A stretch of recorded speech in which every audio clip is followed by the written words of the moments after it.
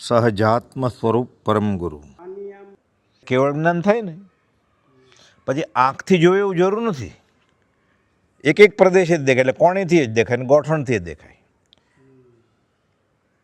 એટલે માનો કહું આંધળા છે, બીના ને પાવે નહીં. સાયલામાં ડુંગરજી ગોસલિયા લહેરાભાઈને બધી ચર્ચા કરે, આંધળાને સંકિત ન થાય. એટલે કુપોદોને પ્રશ્ન પૂછ્યો સૌભાગભાઈ, વચનામૃત 258, આંધળાને જ્ઞાન થાય? તો આંધળાને જ્યારે કેવળ જ્ઞાન થાય ને તો એક એક પ્રદેશ ઉઘાડ થાય. એટલે આંખથી તો દેખાય, ગોઠણથી દેખાય ને કોણીથી દેખાય, બધા પ્રદેશો ઉઘાડ થઈ જાય. કેમ કે એક એક પ્રદેશ આત્માનો અનંત જ્ઞાનનો ધણી છે ને. એટલે કુપોલદેવ અમે લાલન નાકથી ચાખીએ છીએ. એટલે આમાં મીઠું છે કે નહીં એ નાકથી ખબર પડી જાય એને. એટલે આંખ કાનનું કામ કરે, કાન જીભનું કામ કરે, જીભ આંખનું કામ કરે. તો આંખે પાટા બાંધ્યા હતા તો કહેતા હતા આ ગીતા છે, એટલે અહીંયાથી એ દેખાય કે આ મહાભારત છે. હા, તો આ કાળમાં બનેલું છે. પંડિત લાલને પરિચય નોંધમાં લખેલું કે હું હતો એ પ્રયોગ વખતે. એને 25 પુસ્તક આપો, આંખે પાટા બાંધ્યા છે કે મહાભારત, ગીતા, રામાયણ, પાટા બાંધેલા જ રાખવાના. પછી એને કે 3જા નંબરનું પુસ્તક આપો, એટલે એને ખબર હોય 3જા નંબરનું રામાયણ હતું. એટલે આંખે પાટા આમ આમ આમ કરીને એને સ્પર્શ કર્યો હોય એટલે અહીંયાથી દેખાય એને આ રામાયણ છે. પછી એને એમ કે ચાણક્ય નીતિ આપો, તો એને ખબર હોય 8મું ચાણક્ય નીતિ, એટલે આમ કરીને આ ચાણક્ય નીતિ એમ આપે. એટલે બધા પ્રદેશો ઉઘાડ થઈ ગયો હોય ને. એના કરતાં સાવ સહેલું પત્તા રમતા ને રેવાશંકરભાઈ અંજારિયન બધા સાથે, ત્યારે હજી સાવ નાના 14 વર્ષના 15 વર્ષના. એ હુકમનું પણ કોનામાં છે કહી દે, હવે એની રમાય ક્યારે જીતે રમવાવાળો એ કહે રેવાશંકરની પાસે હુકમનું પત્તું છે, એને ઊંધા પત્તામાં જ દેખાય એને. એટલે કુપનનો દાવ આવે ક્યારે કોઈ જીતી જ ન શકે ને એની હારે.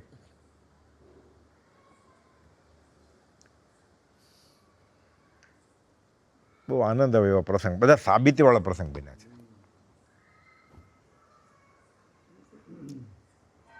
છોટાલાલ અંજારિયાના ઘરે અમે ગયેલા મોરબી, એમાંથી ઘણા બધા હતા, ટોળું આખું.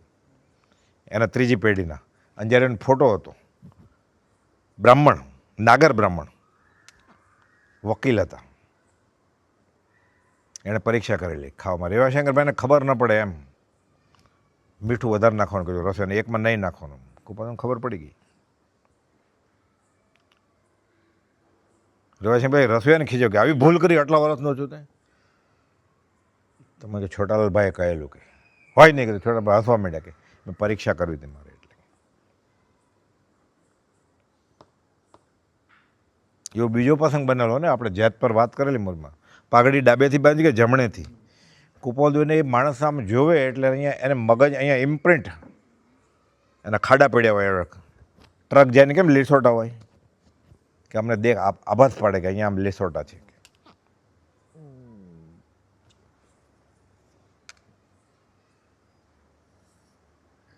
એટલે એક દિને ખોટું કીધું ના, હું શીખવાડ્યું એને કે તારે એમ કહેવાનું ડાબુ કે જમણું, જમણું કે ડાબુ. તો કુપો કે ના તમે આમ, તો કે ના, તો કે પહેરી બતાવતો આવડે. આપણે એમ કે ભીંડો સુધારી દો, 4 કટકા થયો છે ઉલટા હાથે, કેવી રીતે સુધારે ફટાફટ? સહજાત્મ સ્વરૂપ પરમ ગુરુ અવધાન પ્રયોગો વખતે એક પ્રયોગમાં આંખે પાટા બાંધી પુસ્તકો ઓળખી તેના નામ કહેવા એવો પ્રયોગ કરવામાં આવેલો. આ પ્રયોગમાં 50 જેટલા અલગ અલગ પુસ્તકોનો પરિચય આંખે પાટા બાંધી કરી લેવાનો. માત્ર સ્પર્શ કરતા જાય અને જે તે પુસ્તકનું નામ કહેવાતું જાય. અલગ અલગ કદના અને અલગ અલગ વજનના વિવિધ ભાષામાં લખાયેલ પુસ્તકો એકવાર આ મુજબ સ્પર્શથી જાણી લીધા બાદ પછી પ્રયોગના અંતે પોતાને આંખે પાટા બાંધેલ સ્થિતિમાં જ માત્ર પુસ્તકોને સ્પર્શ માત્રથી ઓળખી લઈ તેના નામ કંઈ બતાવ્યા. જો કોઈ એમ પૂછે કે 7મા નંબરનું પુસ્તક તમને જે આપેલ તે કાઢી બતાવો, તો આંખે બાંધેલા પાટા સાથે જે તે પુસ્તકના નામ સાથે તે કંઈ બતાવતા. એટલે કે જો એમ કહેવામાં આવે કે તેઓને 7મું પુસ્તક જે બતાવેલું તે કાઢી બતાવો, તો સ્પર્શ માત્ર રીતે આંખે પાટા સાથે જ 50 પુસ્તકો પર હાથ ફેરવી જે તે પુસ્તક હાથમાં લઈ કહેતા કે 7મું પુસ્તક તે ચાણક્ય નીતિ હતું તે આ રહ્યું. આ તાજુબી અતિન્દ્રિય જ્ઞાનની જ વાનગી છે. ઇન્દ્રિયોના સંપૂર્ણ ઉઘાડની વાત છે. આંખનું કામ સ્પર્શથી થાય, સ્વાદ નાકથી ઓળખાય, આત્માના બધા પ્રદેશોના ઉઘાડને લઈને આ શક્ય બને. તમોએ કેમ જાણ્યું? આત્માની અનંત શક્તિના ઉઘાડથી. અહો સર્વજ્ઞ દશાવિતરાગી, જય દેવ રાજેન્દ્ર મહાન, અહોહો રાજચંદ્ર ભગવાન.